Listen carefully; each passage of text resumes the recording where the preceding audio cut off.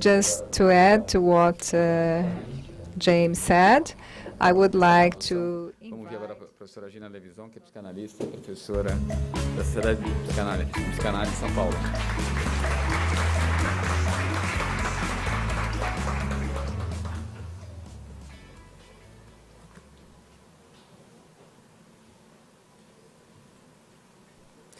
Bom, bom dia a todos. Queria, antes de tudo, agradecer o convite para estar aqui nesse evento, que eu acho que tem uma importância muito grande. É um prazer estar com vocês. Eu vou falar um pouco sobre o conceito e as dimensões da parentalidade. E eu quero trazer para vocês um pouco o aporte da psicanálise, né? Que eu acho que traz elementos importantes que podem ajudar a todos nós que trabalhamos com os pais e que tentamos, de alguma forma, implementar condições melhores para a parentalidade. Então, vamos falar um pouquinho sobre criar filhos, que é uma das experiências mais transformadoras do ser humano. Ter filhos é plantar uma semente, acompanhar o seu crescimento até que a criança possa caminhar por si própria. E, bom, os filhos iniciam a vida a partir do encontro de nós mesmos, mas, ao mesmo tempo, eles têm uma especificidade, algo que é deles, né? E que precisa ser respeitado e desenvolvido. É isso que a gente vai conversar um pouquinho, é sobre isso que a gente vai conversar um pouco. Deixa eu passar para frente.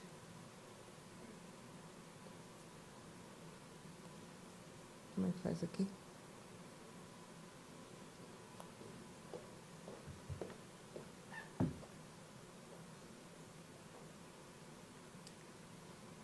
Pode passar para o próximo slide, por favor. Não está funcionando aqui o slide.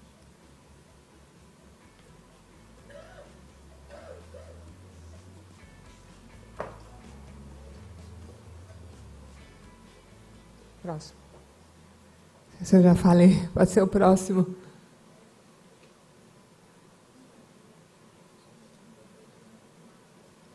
Então, vamos falar um pouquinho sobre parentalidade.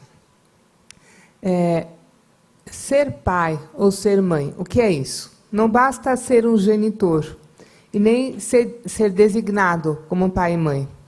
Ser pai é necessário tornar-se pai ou mãe. E isso se faz por um processo complexo, que inclui níveis de funcionamento mental conscientes e inconscientes. Muito do que nós vivemos e passamos com os nossos filhos é consciente, nós temos noção disso, mas muito também é transmitido de uma forma inconsciente. E quanto mais nós conseguimos ter uma ideia clara do que estamos transmitindo para os nossos filhos, mais teremos condições de propiciar condições melhores para o desenvolvimento. Pode pôr o próximo.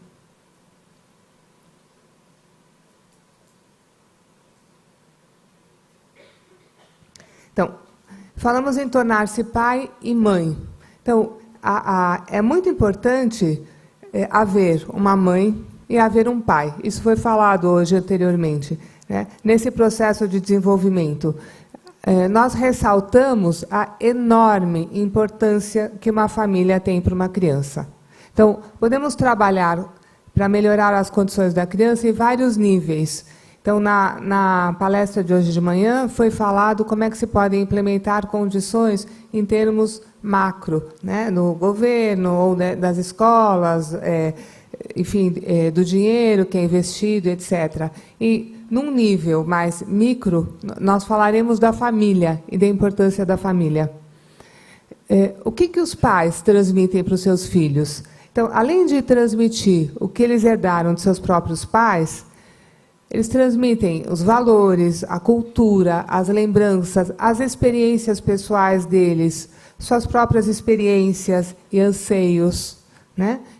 Suas questões mal resolvidas também estão presentes. Às vezes, os segredos que não são falados, que as crianças captam. Tudo isso está presente naquilo que é transmitido às crianças. Pode pôr a próxima.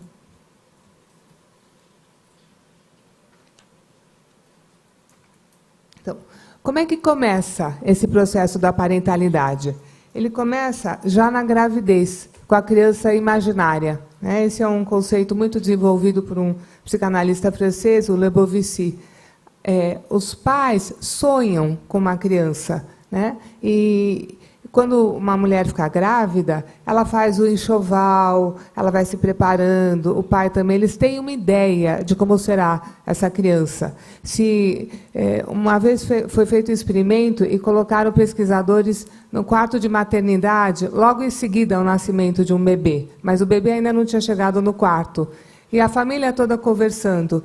E um dizia, esse aí vai ser engenheiro. Outro dizia, de forma alguma, eu acho que ele vai ser advogado. Quer dizer, existe toda uma imagem que se faz com relação a essa criança que vai chegar. A própria escolha do nome já é interessante, porque a gente vê o significado que tem um nome, consciente, inconsciente. Então, por exemplo, uma criança pode se chamar Vitória. Né? E isso, de alguma forma, expressa a satisfação pela família ter conseguido levar a gravidez a termo, ou ter conseguido finalmente ter um filho. Pode se chamar Júnior, para representar o desejo de imortalidade de um pai, por exemplo. Um filho pode ter o nome de um namorado antigo, de um antepassado valorizado, não é verdade? É verdade.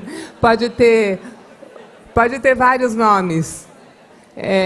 A gente vê, entre o pessoal de baixa renda, é muito, muito comum encontrarmos nomes americanizados. Washington, por exemplo, vocês já viram? Que, de alguma forma, correspondem a uma idealização do que será o futuro dessa criança. Então, o que acontece? Quando o filho nasce, esse bebê imaginário se defronta com o bebê real. E esse é um momento de intersecção dos sonhos com a realidade. Então, nós estamos falando de como é que começa a parentalidade. Esse bebê imaginário, aí chega o bebê de verdade, e como é que esses pais vão, de alguma forma, acomodando a imagem com a realidade, né? As frustrações, as alegrias. Pode colocar o próximo. Cada filho traz um novo desafio, uma nova oportunidade de aprendizagem. A gente sabe que você pode ter o teu primeiro filho e ele é um bebê calmo, tranquilo, tem mais facilidade de lidar com frustrações.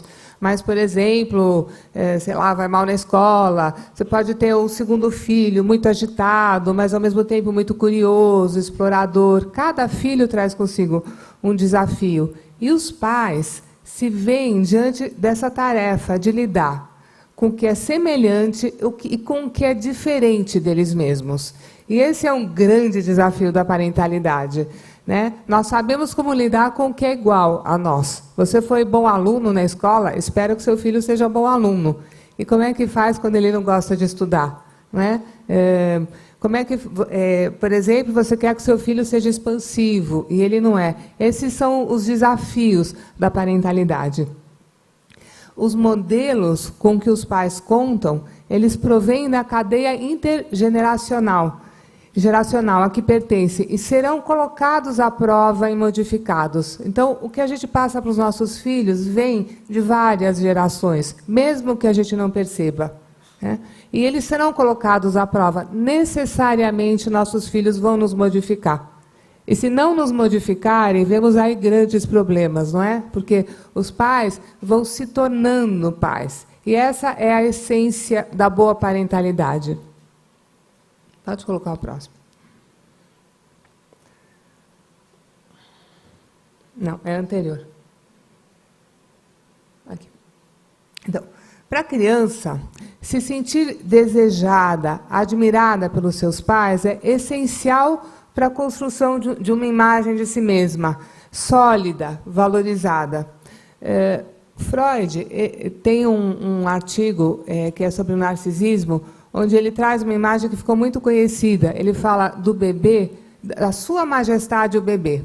E ele se baseia num desenho de uma babá com um carrinho de bebê atravessando as ruas de Londres com um tráfego muito pesado e todo mundo parando para essa babá passar com o seu bebê.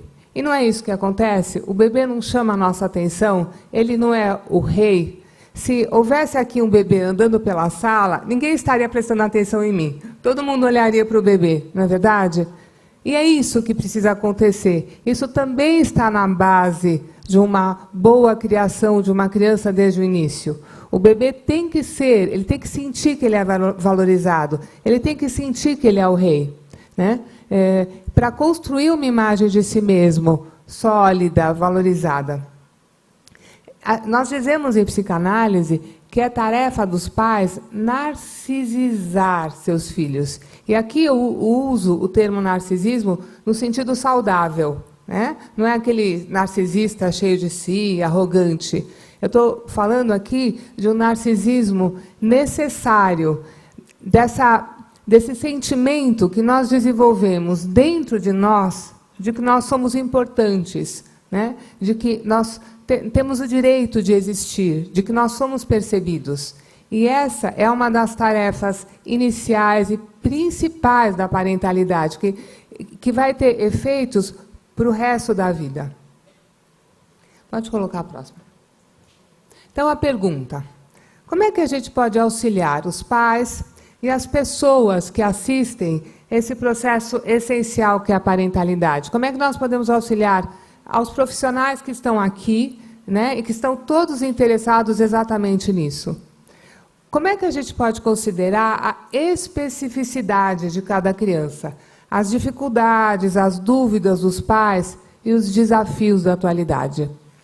Eu digo especificidade porque nós podemos olhar para as crianças e para os pais de um modo geral, mas também precisamos desenvolver o nosso olhar para cada criança e para cada pai e para cada mãe.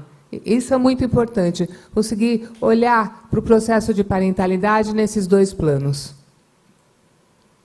Então, eu penso que conhecer as diversas etapas do desenvolvimento de uma criança e o que se pode esperar em cada fase permite um ajuste mais fino às suas necessidades, né?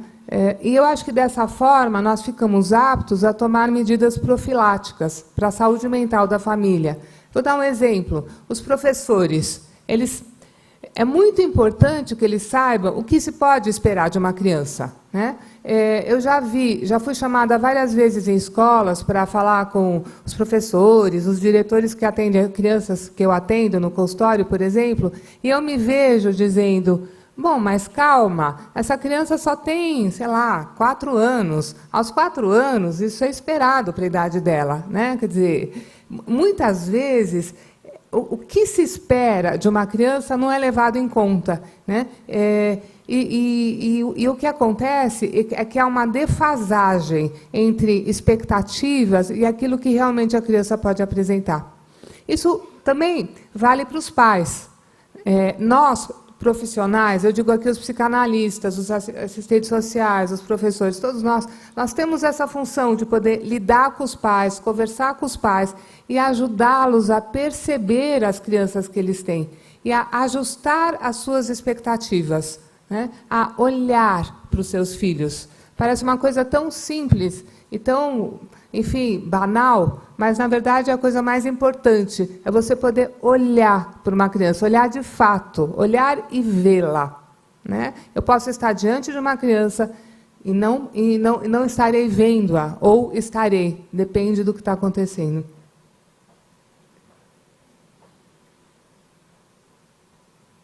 Não, é o anterior.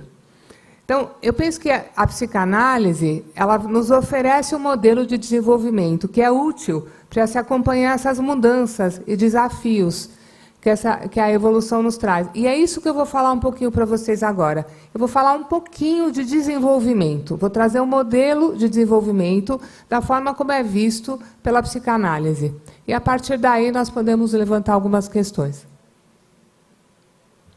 Eu vou trazer um pouco as ideias do Winnicott, que é um psicanalista inglês, de quem eu gosto muito, eu acho que ele nos traz um modelo bem interessante. Ele nos diz o seguinte, ele nos diz que o ser humano tem uma tendência inata ao desenvolvimento. Que ele diz que nós vimos ao mundo com um potencial para nos desenvolver e que depende de condições favoráveis para a sua realização. Eu vou dar um exemplo disso que eu achei muito interessante, me aconteceu na minha prática clínica. Certa vez eu estava atendendo uma criança e no consultório, em terapia, e conversando com ela surgiu a ideia de trazer os feijõezinhos para que nós plantássemos os feijõezinhos e virassem uma planta. Eu trouxe os feijõezinhos, mas a criança se desinteressou. Não fizemos a plantação e os feijõezinhos ficaram na minha gaveta. Acho que se passaram 1, 2 anos. Estava atendendo uma outra criança e surgiu uma ideia. Puxa, a gente podia fazer uma plantação, o que você acha? E eu me lembrei que tinha feijõezinhos na minha gaveta, esquecidos, em algum lugar. Eu pensei, poxa, será que esses feijõezinhos ainda vão brotar? Nós pegamos os feijõezinhos, colocamos no algodão com água e começamos a cuidar dos feijões. Pusemos no sol, etc. E nasceu uma planta. E eu pensei, isso somos nós. Porque nós temos o potencial, nós somos como os feijõezinhos. E se a gente tiver um ambiente que é adequado, ele fará com que brote de dentro de nós o nosso potencial. Né? E eu penso que esse olhar para o ser humano ajuda muito a nos guiar para o desenvolvimento do potencial que cada pessoa tem dentro de si e que começa na criança pequenininha. Né? O tema dessa mesa é a criança de 0 a 6 anos. E o que eu quero mostrar para vocês é o quanto é importante esse ambiente suficientemente bom, essa água, o sol, a terra, para fazer brotar uma pessoa saudável. E essa fase é que é a mais importante. Um outro conceito que o Winnicott nos traz é o conceito de preocupação materna primária. Então, assim como o Lebovici fala da criança imaginária, o Winnicott nos diz, a parentalidade começa também com a gravidez, né? Ele diz, a preocupação materna primária, a mãe grávida, ela só pensa no seu bebê, não é verdade? Você senta do lado de uma grávida, ela não fala de outra coisa, pode até ser chata, não é verdade? E depois que nasce o bebê, ela continua só pensando nisso. Ela vai te falar de papinhas, de fraldas, e etc. Depois, aos poucos, esse olhar, essa preocupação vai amainando. Isso, o que é, na verdade? Isso daí vamos dizer assim, é a preparação que nós temos para poder cuidar das nossas crianças. Isso é o que a criança necessita, esse olhar, essa atenção especial, que no começo é quase que exclusiva para o seu bebê. Quando o bebê chora, bem pequenininho, lá no seu berço, ele faz se ele tiver dias, o que a gente faz? A gente corre, não é verdade? Porque a gente sabe que no começo a gente precisa se adaptar ao bebê. Dá para o bebê a ilusão de que ele está no centro do mundo. Pode colocar a próxima. Isso. Então, o bebê chorou e nós estamos lá. Do ponto de vista do bebê, foi ele que criou a mãe. Ele fez a mãe apareceu, não é? E ele criou a mãe. Aos poucos, e a mãe dá para esse bebê essa ilusão, ela confirma isso. Aos pouquinhos, né, ela vai desiludindo. Tem gente que não se desilude pelo resto da vida, ainda acha que cria o mundo. Mas se tudo correr bem, vai haver uma desilusão. Esse é o processo normal, esse é o processo natural de desenvolvimento. Como que nós, profissionais, podemos ajudar os pais? Por exemplo, auxiliando-os a compreender a atenção e o cuidado que as crianças têm que ter desde o comecinho da vida. Né? Ajudando esses pais a compreender que, de início, essas crianças têm sim que se sentir com o rei na barriga. E depois, devagarzinho, conforme o ritmo delas, elas vão cada vez mais tendo uma noção de realidade. Se nós pudermos fazer um paralelo, eu sei que tem muita gente aqui que trabalha com educação, vamos dizer que, em termos de educação, de certa forma, não é muito melhor quando nós conseguimos trabalhar com as crianças de modo que elas descubram, que elas pensem que são elas que estão criando os significados, não é? Quer dizer, o professor pode ir lá e dar para a criança ir lá e ficar ensinando, e a criança, tá bom, eu estou aprendendo. Ou então ele pode criar condições para que, assim como a mãe faz com o seu bebê, essa criança descubra o conhecimento, sinta que esse conhecimento vem dela. O pai, nesse processo, tem uma função importantíssima, porque é ele que sustenta a relação da mãe com a criança. Ele está lá. Depois, conforme esse bebê vai crescendo, ele vai sendo olhado de uma forma mais inteira. Mas no começo, bem no comecinho, o pai é uma parte da mãe, do ponto de vista da criança. Pode pôr a próxima. Então, dentro de um processo em que o ambiente é suficientemente bom, o que acontece com a criança pequenininha?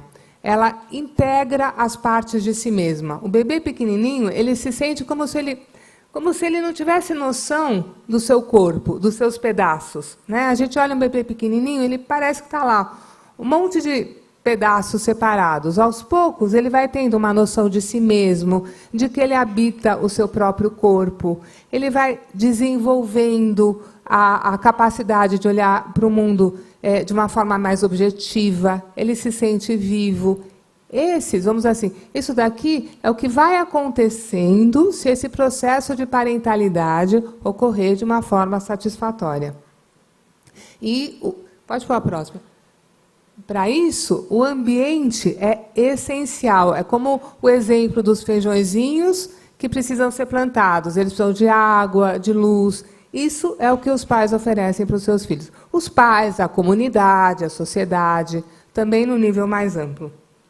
Agora, há situações que dificultam muito esse processo. Vamos dizer, por exemplo, que a mãe está deprimida, está em luto, o pai está ausente, aconteceu uma guerra. Vamos pensar que toda essa atenção especial, todo esse cuidado, essa estabilidade do ambiente, não está podendo ocorrer, porque aqueles pais, por algum motivo, não estão lá. E quando eu digo não estão lá, não é só fisicamente. Estão fisicamente, mas às vezes não estão de fato. E, de novo, aqui entra o nosso trabalho. Os psicanalistas, todos os profissionais que trabalham com os pais. Quando nós percebemos que eles não estão lá de fato, né, nossa tarefa é trazê-los justamente para este lugar, que é o lugar essencial de pais que olham e cuidam dos seus filhos. O que não significam apenas cuidados físicos.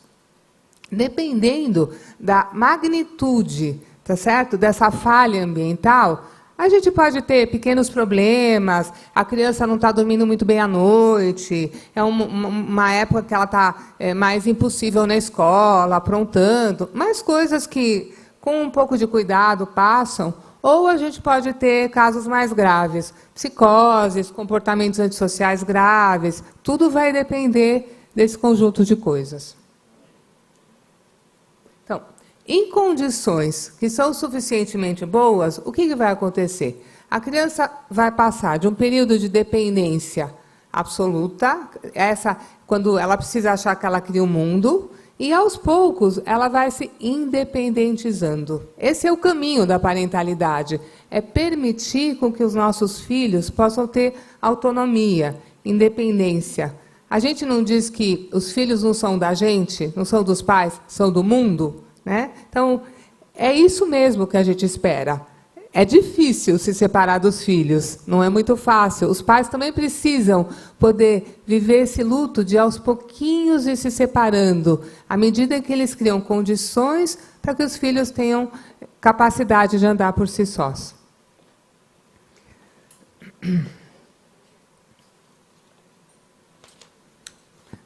O próximo. Então, eu estou dando para vocês uma ideia muito, muito resumida, né, de como é que é o desenvolvimento do ser humano. Agora nós já temos uma criança mais crescida, já não é um bebezinho. Então, ela já entrou na fase do complexo de Édipo. O que é isso? Tão famoso o complexo de Édipo? Quer dizer, a criança passa a perceber de uma forma mais clara que existem três. Existe o pai, existe a mãe e existe ela mesma.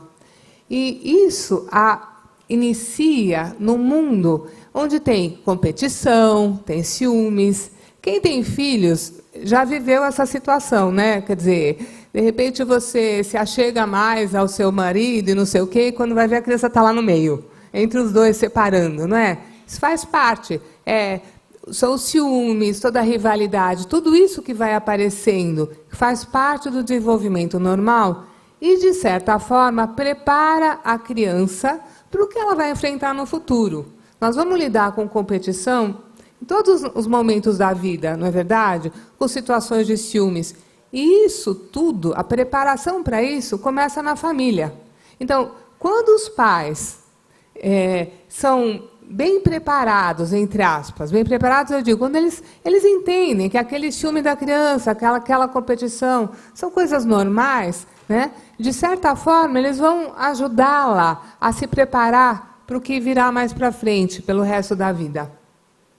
Agora, os pais eles são desafiados a revisitar a sua própria infância. Então, todo mundo que tem filho também sabe disso. Os filhos nos fazem voltar no tempo. Nós retornamos à época em que fomos bebês, retornamos à época em que entramos na escola, e assim por diante. E muitas vezes eles nos trazem a questões mal resolvidas nossas, né? Se forem conscientes, nós poderemos lidar com isso de uma forma melhor, mas às vezes são questões inconscientes, são questões que a gente nem percebe, e a gente revive, né, através deles. Pode colocar a próxima. Então, a influência da situação conjugal no desenvolvimento da criança. Essa, acho que é uma outra questão. Eu vejo, hoje em dia, quando você matricula o seu filho na escola, você tem que preencher um questionário. E no questionário está endereço da mãe, telefone da mãe, endereço do pai, não é verdade? Quer dizer, já se pressupõe que esses pais possam estar separados. Antigamente não era dessa forma, mas hoje em dia há cada vez mais separações, divórcios e novas combinações familiares. Muitas vezes há situações de separações litigiosas ou de brigas, e a gente sabe o quanto isso afeta as crianças. Quer dizer, essas brigas frequentes que acontecem, isso tudo prejudica muito a criança se sente dividida, confusa. E aí, de novo, nós profissionais, todos os profissionais que lidam com esses pais, vão ser necessários. Eu estava conversando com uma advogada, hoje mesmo, hoje de manhã, no meu consultório, e justamente conversávamos sobre isso, até os advogados, porque, às vezes, são os próprios advogados que fazem com que esses pais entrem com processo atrás de processo e com que as brigas aumentem cada vez mais. E a gente vê o resultado disso, né, na configuração psíquica das crianças. Nós sabemos, e a psicanálise nos mostra isso de uma forma muito clara, o quanto o sintoma de uma criança decorre de uma situação familiar que não está bem estabelecida, que não está estabelecida de uma forma saudável.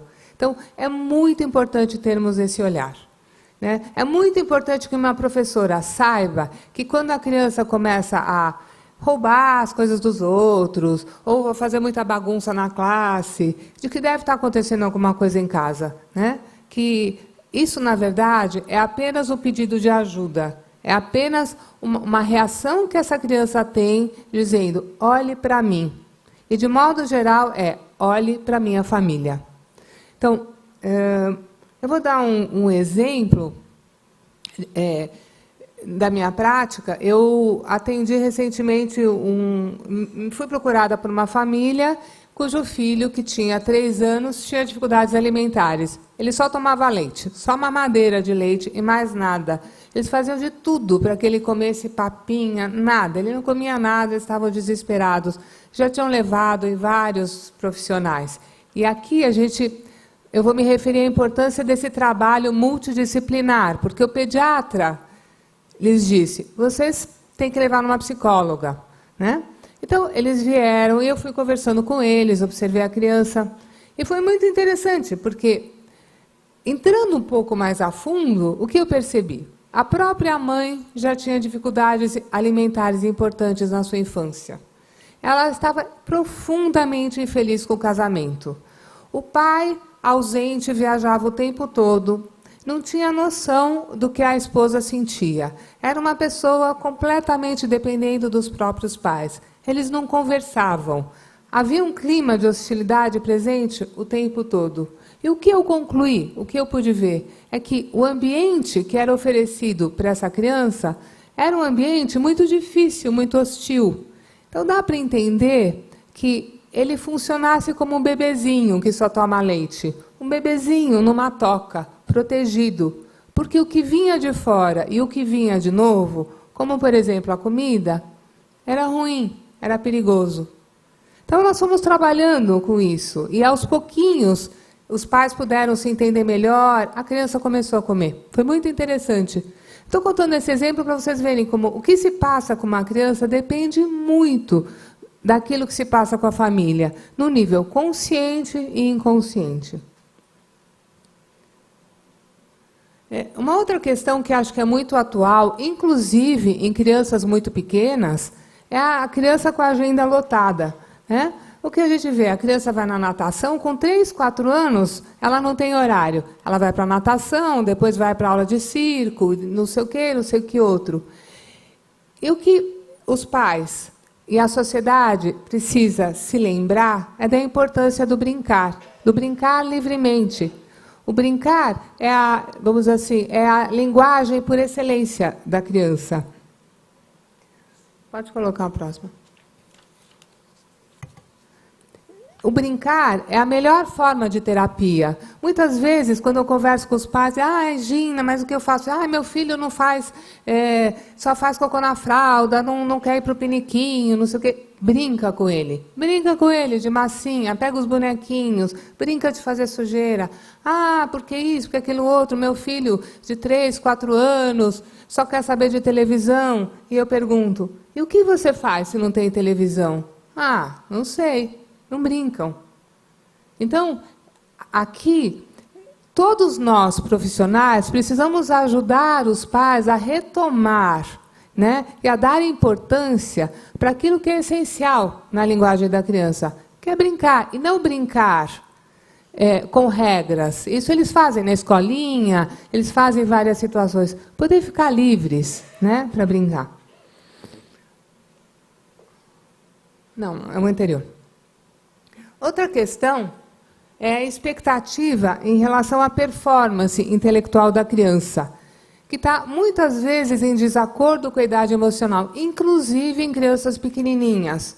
Quer dizer, eu já vi situações de escolas que exigiam de crianças de 4, 5 anos que a criança fizesse um texto. E estavam recomendando à mãe que levasse na psicóloga, porque a criança não estava de acordo com a média da classe. Então, aí eu fiquei me perguntando, meu Deus, o que se espera dessa criança? Muitas vezes, os pais esperando da criança algo que está completamente longe, né, do nível de maturidade emocional. Então, o que nós precisamos tomar cuidado e ajudar os pais a lidar com isso é não transformar essas crianças em pequenos robôs. Pessoas que sabem como desempenhar, entre aspas, o que é esperado, mas que perdem a sua capacidade de espontaneidade, de criatividade. Isso tudo, na criança de 0 a 6 anos, é essencial, porque é onde se constrói as fundações da personalidade. Pode colocar a próxima. Então, Eu vou falar aqui um pouquinho do auxílio no exercício da parentalidade, o auxílio à família, porque somos nós, participando desse simpósio, conversando, estudando, trabalhando com os pais, que vamos promover um espaço de prevenção no nível macro, como foi falado hoje de manhã, e no nível mais micro, né? Naquilo que se refere à família, ao pai, à mãe. Aqui eu trago o modelo das consultas terapêuticas, que são as consultas com os pais, não são terapia, não necessariamente uma terapia, mas são consultas, às quais eles podem recorrer para ter orientações, para compreender o que se passa, para entender. Ah, meu filho não dorme. Por que ele não dorme? O que está acontecendo? Ele não come. Por quê? Não é? Ah, eu trabalho bastante com adoção, então trabalho muito com pais que querem adotar crianças, que estão adotando, e que vêm me procurar porque querem saber como é que eu faço. E é muito importante, porque nós vamos vendo quais são as motivações para a adoção, se eles de fato estão preparados, se eles sabem o que será adotar uma criança. Sei lá, por exemplo, numa adoção de crianças maiores, às vezes há uma idealização muito grande. Ah, eu vou adotar e vai ser tão bom. E eu digo, espera, mas você vai adotar uma criança que já vai vir traumatizada, tem 3, 4 anos, passou de um abrigo para o outro. Calma, vamos ver o que você vai esperar dessa criança. No começo, você não vai ser só pai, você vai ser pai terapeuta, até que essa criança devagarzinho possa andar na mesma média que as outras crianças. Muitas vezes os pais não sabem o que eles irão encontrar. Então, isso no que se refere a esse plano da adoção, por exemplo, mas em vários outros planos. E é aqui que nós podemos auxiliar esses pais a exercer melhor essa parentalidade. Eu acho que é muito importante dizer que não se trata de criticar os pais, de julgar os pais. Porque se a gente faz isso, todos nós, não são só os psicanalistas, os professores, os assistentes sociais, etc., nós perdemos o contato com os pais. Eles sempre estão fazendo o melhor que eles podem, né? O que se trata é de estar ao lado deles, de ajudá-los a olhar para aquelas situações que estão acontecendo, de dar-lhes um significado. Quando a gente entende o que está acontecendo, a gente desenvolve uma melhor maneira de lidar com a situação. E não existem receitas prontas. O que eu vou conversar com uma família não é necessariamente o que eu vou conversar com a outra.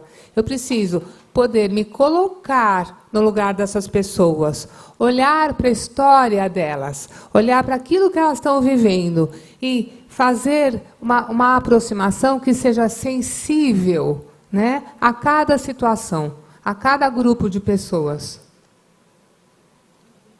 Então,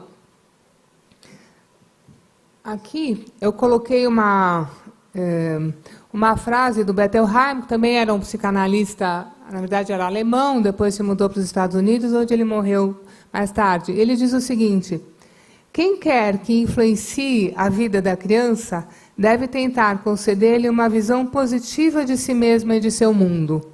A felicidade futura da criança e sua habilidade em enfrentar a vida e relacionar-se com os outros dependerá disso.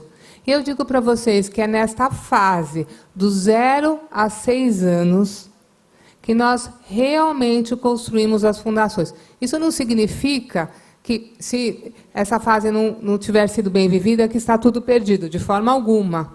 Mas, se nós estamos trabalhando com prevenção, com profilaxia, né, então nós precisamos auxiliar os pais a entender a importância da presença deles e da atuação deles nessa fase. Pode colocar a próxima.